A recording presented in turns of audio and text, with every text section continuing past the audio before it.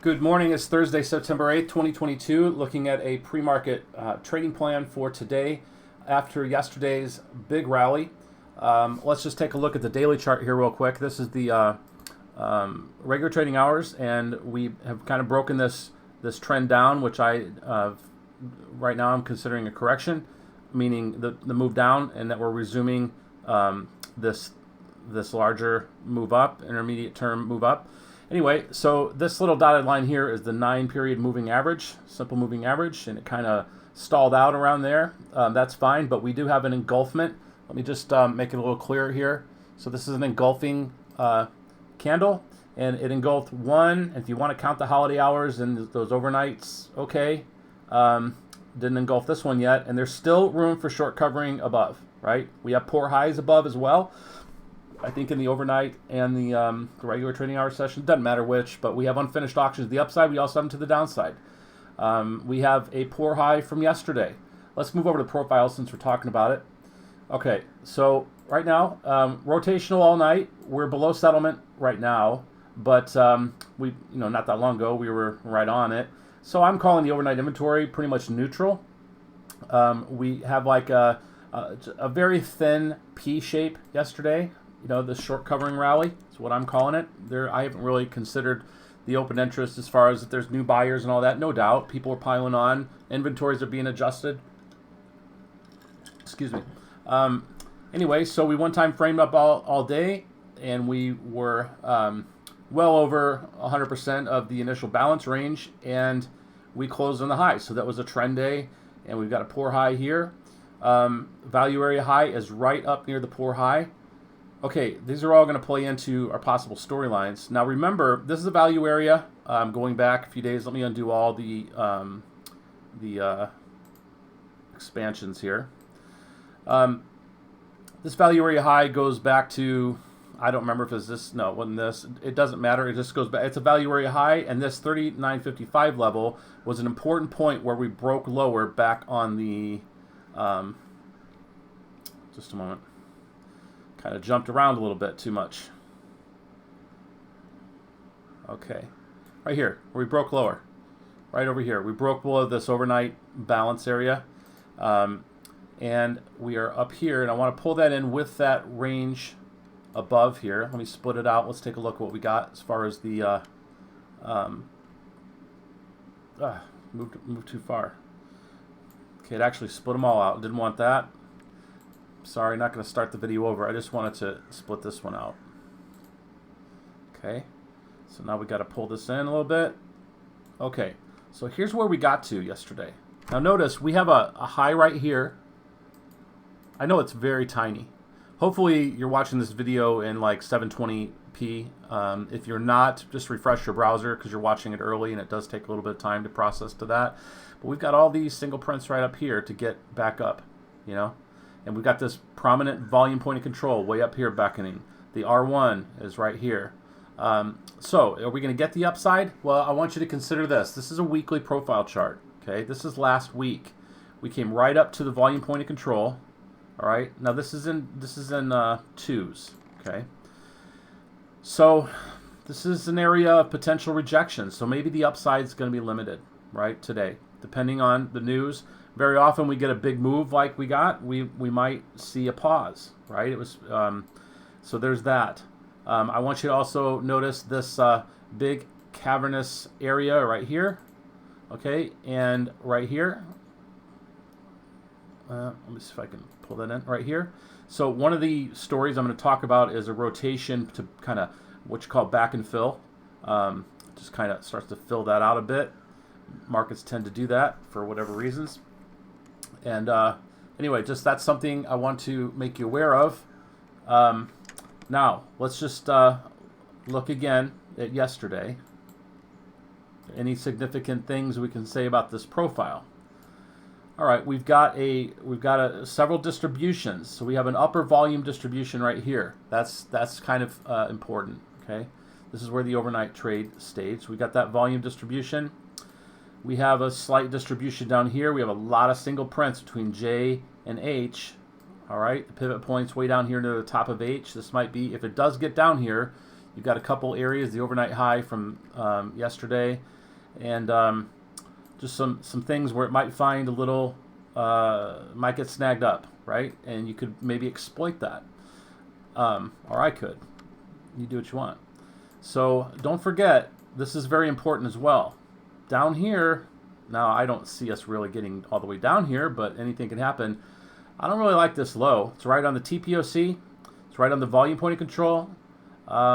We had anomalies in this overnight, which represents lack of conviction of direction, all kinds of things. Okay, so okay, these need to be adjusted. I'll do it later. Yeah, just beware. There's potential for anything, really. Anything can happen, as it said. But let's get right into what I've looked at, some potential developments for today. So the first thing would be that we open in range and value, which is what we're doing. I mean, it's pretty hard for us to get out of value now in the next 45 minutes, but could happen. We're looking at, since we had such a big move up, we can anticipate a pause, sell the value area high, or look above the value area high, prior high day, and fall back in. You know, look above and fall back in, and potentially get a retracement down to the bottom of this volume distribution, right, or further. Remember, looking at this, right?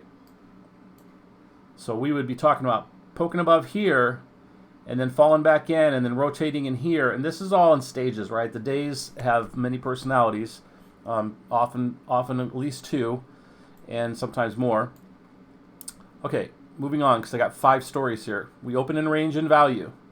Now, we're pretty much going to open in range and value in all of these, so I'd stop saying that. I'd open in range and value, and this is all about more of the this upper distribution here. But there's always potential for further. I cover that later.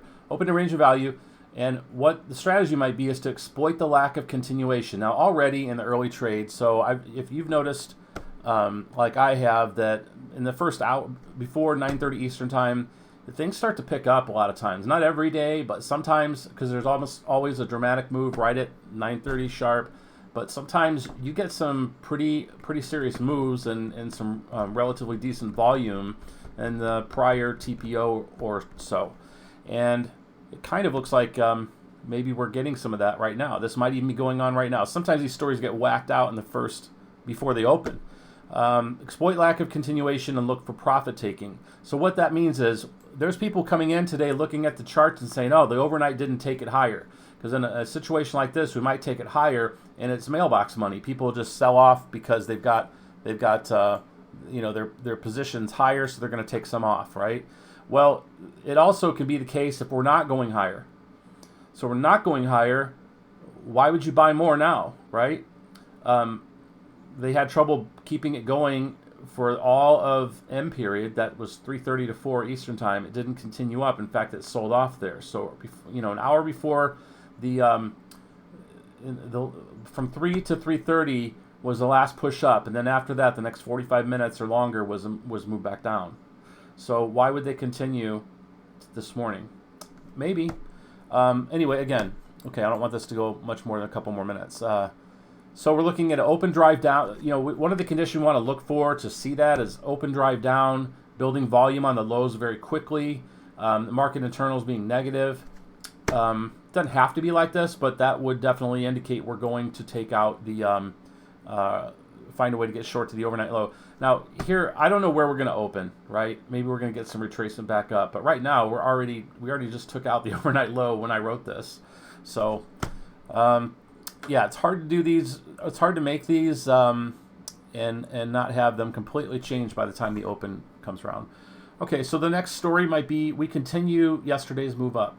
This just being a retracement, and we continue move up. I did not do any Fibonacci's yet, and I wish I had now, because I can often discern what's a retracement by certain common retracement things in the wave principle. So look to trade short from the overnight. Wait, that's the wrong one. Sorry. Continuation of yesterday's move up. So the strategy will be to get long above the prior high a day, That would be clearest indication that we're moving further up. Or in anticipation of continuation on a back end after taking out the overnight low and failing to move lower. So we may get a push to the downside. Very often, as I mentioned before, in the initial balance or the first, we get a directional move to the south and turn around and go to the north, or vice versa, a little later on. So there's the concept of old business first, then new business, So maybe profit taking and then buying at lower prices. And then, it's just like at an auctioneer when he's like, can I get $10,000 for this vase? And nobody bids. All right, we're going to lower the auction to $9,000. Can I get a bid? Nobody bids. $8,500. There's one. Next one. $8,750. $9,000. $9,500. $10,000. Now they're going up. Now they're competing and they bring it up. So that can happen. Okay. All right. So what we want to see is either a high confidence breakout of the prior high of day or value area high. They're kind of one and the same today. Market internals and tempo are not going to support continuation to the downside. Now we may get a move, but we may not have continuation. That's important. We're not one-time framing with single prints and double distributions to the downside. That means that we're not seeing, it's unlikely we're going to retrace all of yesterday's move in that if we're not seeing stuff like that. We want to see value building mainly higher. We may get stabs down, but it's going to be thinner than up here, right? So, and swift rejections of lower prices. It may stab down, but it gets punched in the face and pushes back up fast. All right, the next story is going to be exploit a fake out of the overnight high. Now, this is something to be aware of. Remember, this is kind of a ruling reason in this case. Look at this up here. It's very thin. There's some lower volume areas. Now, this is why. Don't forget that this is 8 ticks between each one of these levels.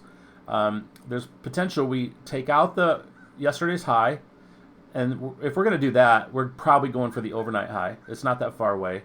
We take that out, and then look where we might be. Right up in here, and then we're going to get pulled back in, right? Get sucked back in. So that would be like, it may not be a fake out in the sense of somebody's like playing a game. It's just the way the market's going to react. So we want to be careful that we have these, this is just on a day.